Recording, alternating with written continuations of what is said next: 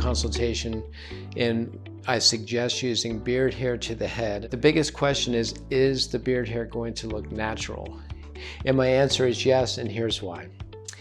If the beard hair is placed in a manner that is in a natural hair distribution as far as angulation, curl, and positioning, and we do it mainly in a diffuse manner for those that have existing hair, or do it in a way with dense packing, but take all of the characteristics of making head donor hair successful and combine that with doing that with beard hair, it produces a natural look. One of the big questions that I get is the coarseness of the beard hair something that looks acceptable? And it can vary.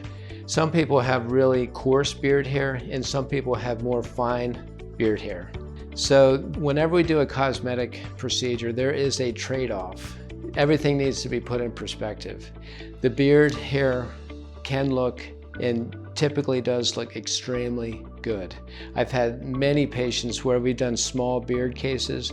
Oftentimes when I do 2,500 grafts and we have a need to go back into the crown, or if we did the crown to go back into the frontal hairline, we don't want to use up the donor area. Many times if I take, say, 500 grafts for the first procedure, patients that are coming back for a second procedure say, you know what, is there any way you can do like 1,000 or 1,500 from the beard? I really like the volume. This is what I'm hearing. This is what we're seeing.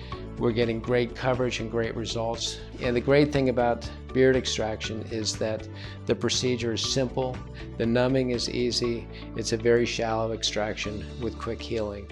So if you're interested in using beard hair to be transplanted to the head or even to the beard, give us a call at 678-845-7521.